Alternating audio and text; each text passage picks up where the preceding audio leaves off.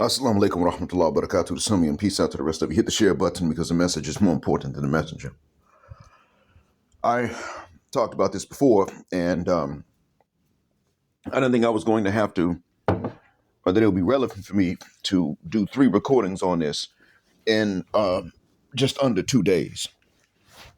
But it did.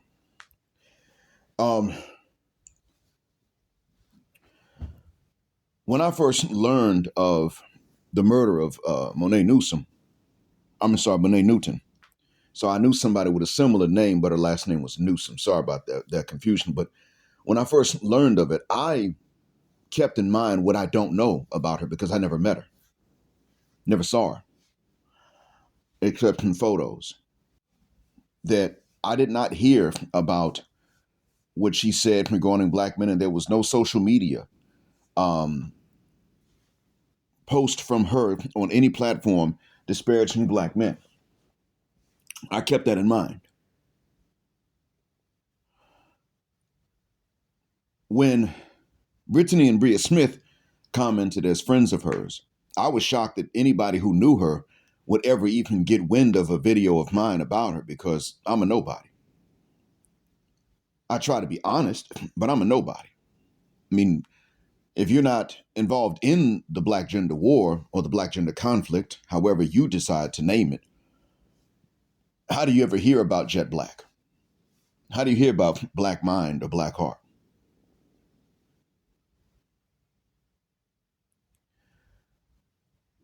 I'm going to state this briefly for you guys.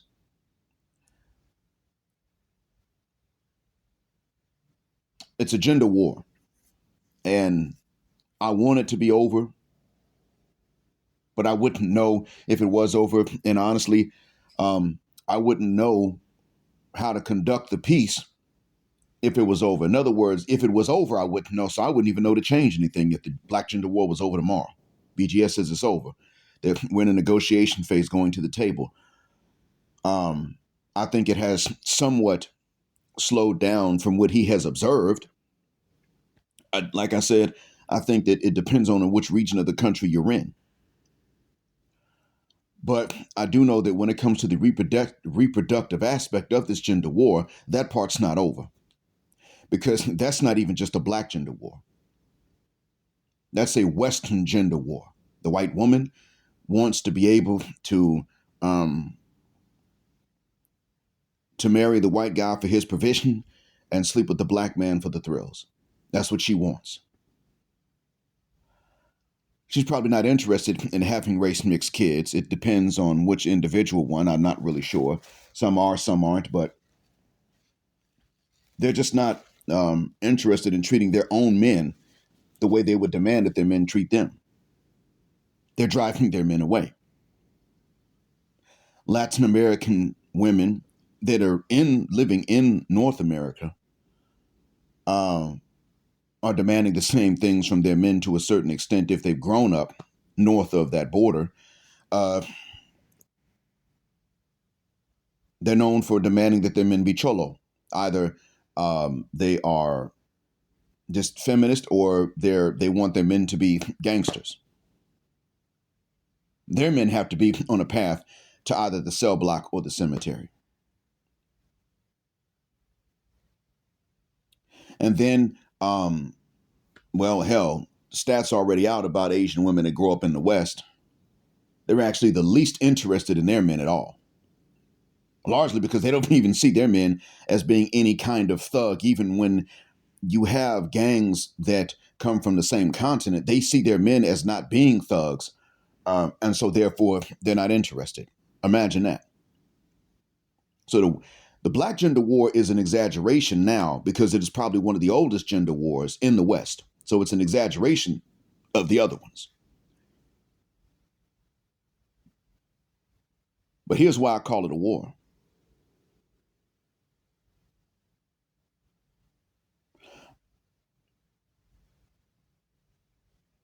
There are black women who aren't thinking about disparaging black men.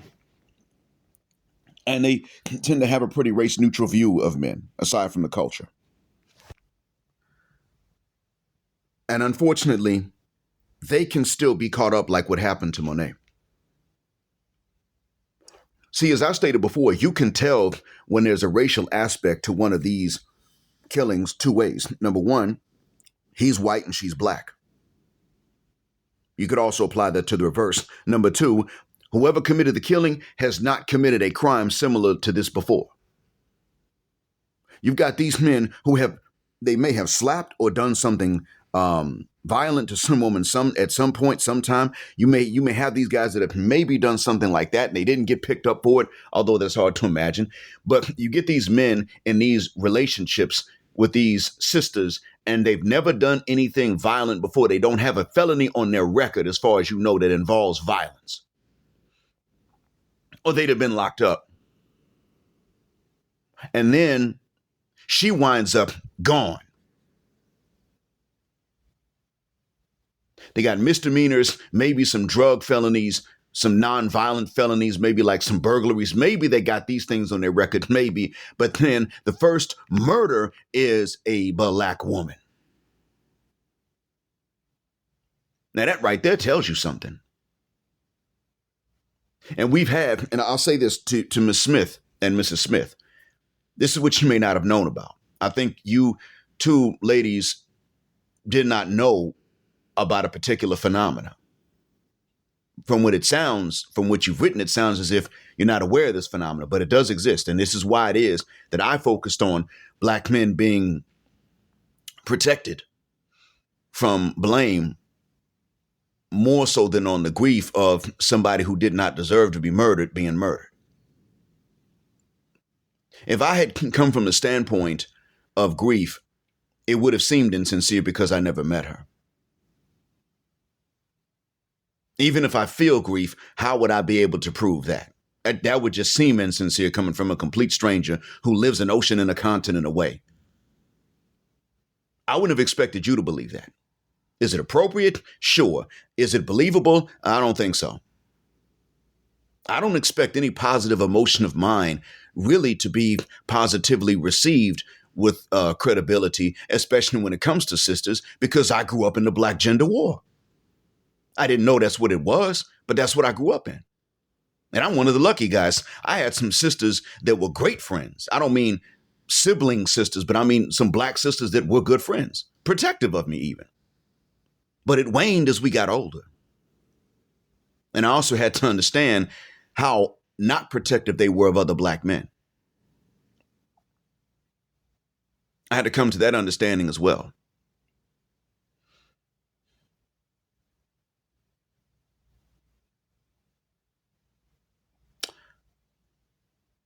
Unfortunately, coming up in this Black gender war, I saw early on how it is that black men who do the least dirt get the most blame. Saw that with my own two eyes and ears. It was right there in front of me. Couldn't hide it. Didn't like it, but I couldn't hide it. And in addition to having to see this, as much as I didn't want to, I also had to notice that when it came down to sisters,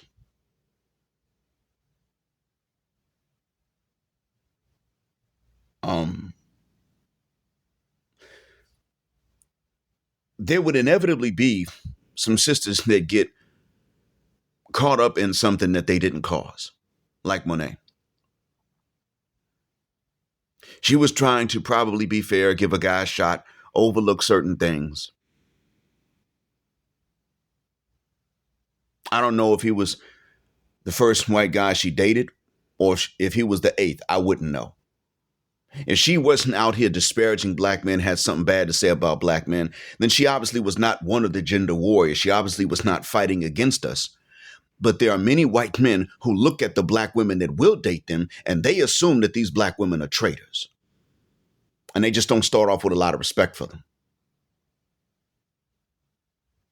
There are many white guys who look at the black women that will date them as savages.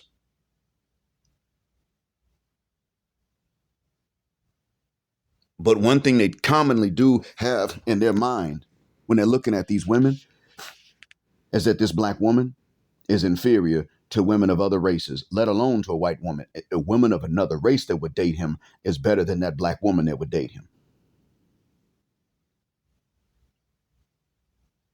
And one of the dead giveaway signs to them is that she'll have some nasty things to say about black men. That's one of the dead giveaways to them. And so they may say, okay, well, she's really a nobody, but you take a woman who's just very neutral about this, giving him a shot, it's not working out. Or maybe it's just the fact that she finished her degree and he didn't have one, and she was looking like, I'm not about to carry this dude my whole life.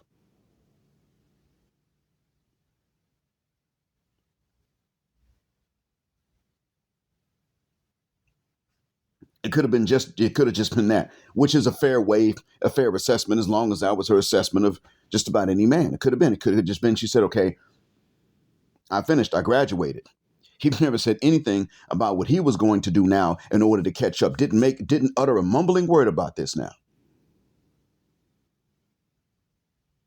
Whatever the case was, in a war, the innocent wind up being caught up in the crossfire, no matter how much we don't like it, no matter how much I don't like it, and I don't. If she wasn't against us, she wasn't against us. She's not a fallen enemy.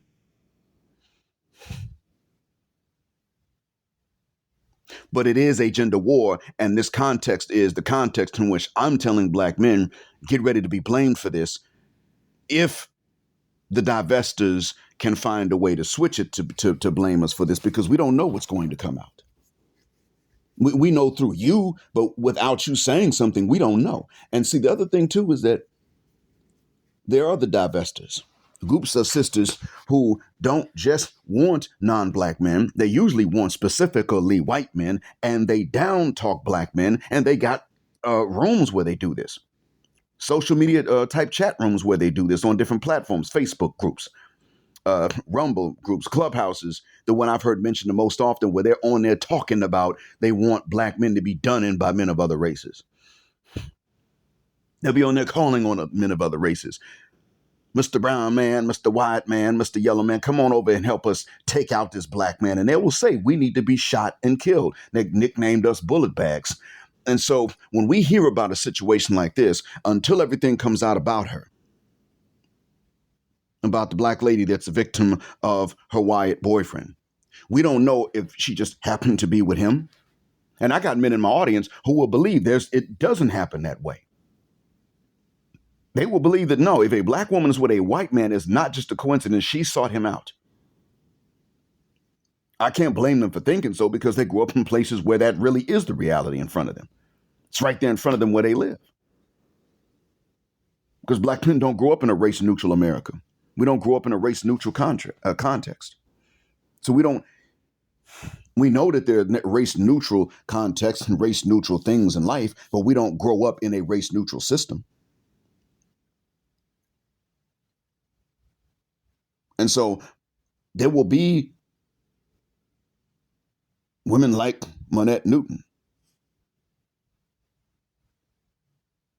And they're going to catch this, not because they deserve it, but they're going to catch this at times simply because one thing that does happen is that when they get with these white men who have a history of racial violence and whose grandfathers have told them about stuff they've done and gotten away with back in the so-called good old days, they're not prepared to treat black women as the same delicate vessels and as equals to these other women. That's a non-black woman, even if she ain't white. They don't even look at the other women as being equal to white women, but it's exotic. It's new. It's no. When it comes down to a sister, that's when they start thinking, okay, I'm really stepping down. And there's a resentment that they have. So what you're telling me is that Monette Newton died as part of a gender war. She's a casualty in a gender war she never fought and may not have known about, may not have thought about, and that you may not have known about.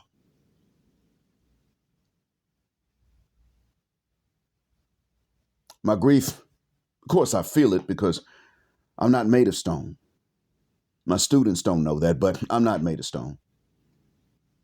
But I wouldn't have expected that to even be believed if I led with that. And to be honest with you, my emotion, my grief, or any other emotion of mine was not what I was leading with. I had to start with something practical because I am a man and a black man that grew up in the United States and that now has to earn my living miles away from everybody to whom I'm related. So I got to be practical. My emotions never completely turn off because I'm human, but they don't get to make the decisions. Especially not short term. I get to factor them in for long-term decisions. Like what I was trying to do now in this case. I want black men to be prepared. To not only prepared for the blame that's going to be levied at us, I want us to be prepared to defend ourselves from the blame that's going to come if it comes, because without you telling us what her life was like, we don't know what's going to come out. We don't know what social media posts of hers are going to come out. We don't know if somebody's going to come along and say, well, she dated his brother and he hit her, and it's you black men's fault that she was with that guy that wound up doing even worse. We don't know, but we live with this reality.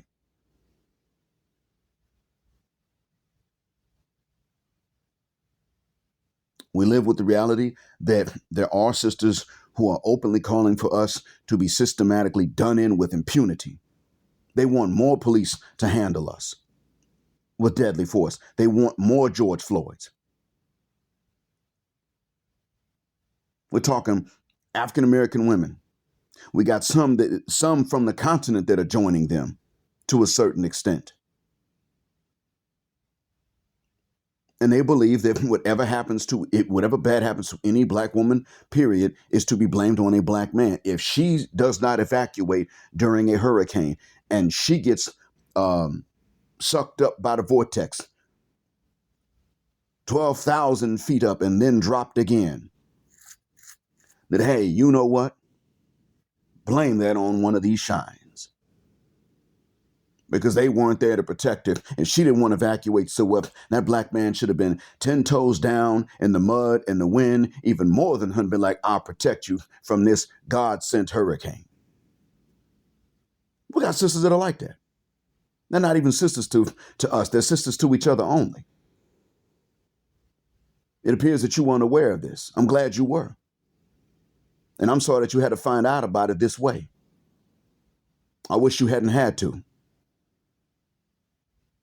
But there are men in the space in which I am who don't believe that there's such a thing as an innocent black woman, because they're not coming across sisters who will stand against these sisters that you may not have even known existed until just now when you hear it from me. No, there's a context to this. I'm not coming out of nowhere with this.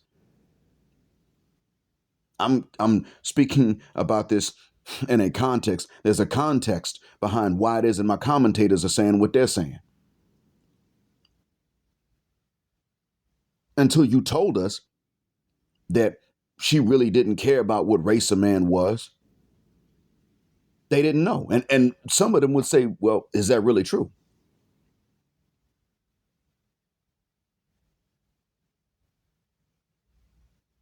Because this is going on for so long that a lot of these brothers are looking and saying, man, no, that's what anybody would say. That's what's going through a lot of these brothers' heads. It's not even hatred. It's just a lot of these brothers understand what I've been saying. This is a gender war. Much as we hate it, it's there. It's being fought. It's being fought fairly efficiently. And, I don't live in the States, so I don't really know what percentage of the I can't even guess what percentage of the black population is fully aware of the gender war. Most of us know something about the gynocracy and the matriarchy that the black community is, without calling it those names, but I don't know how many are actually fully aware of the full context of the black gender war. I'm sure you heard of Kevin Samuels. You probably thought he was a misogynist. You were certainly told he was, whether you believed it or not. I don't know what your views are on it, but what I do know is that it goes deeper than Kevin, because Kevin said that he found this and brought it mainstream. He did not make this. He didn't start it. I know because I was in the black manosphere a while before Kevin Samuels.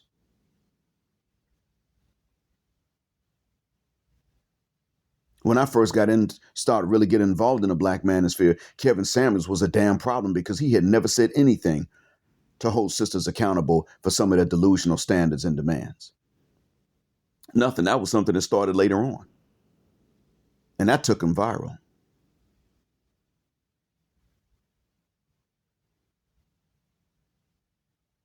It's a rabbit hole. I'm not going to ask you to go down that rabbit hole if you don't want to. You have more important things to worry about. You've got bigger fish to fry. I just wanted you, Mrs. Smith and Mrs. Smith, to know that there is a context behind this. And then I had to focus on what was the most important thing at the time for a black man that is completely uninvolved in this, for any black man completely uninvolved in this. And no, I live away from the States. A lot of brothers are still living there. And I wanted them to be prepared for anything because we didn't know what y'all told us until you told us. We didn't know. And some brothers who heard the names still don't know what you said on my chat or in my comment section. They still don't know about that. And she wasn't part of this war. She wound up being a bystander in it.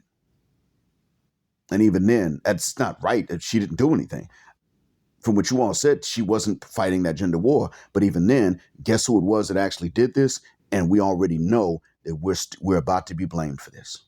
Unless the same divestors that would have blamed us if they could find a way to do it realize they can't find one, then they don't want anybody to talk about her at all. And you'll know that's the case if they come to you when they say, please stop mentioning her so much. That's when you'll know for sure. I hope that I was able to explain it better. And I do ask God to give comfort to those of you that are left behind. As always, thanks for listening. Black heart, black mind, blackout. Assalamu alaikum, black heterosexual non-select male power, because the enemies don't like that, and black patriarchy until extinction of Judgment Day. Thank you all for flying with me again here on Jet Black Airways, where the phrase jet black is also a verb. Keep jetting black with us till the wings and the wheels fall off. Gender, justice, forever.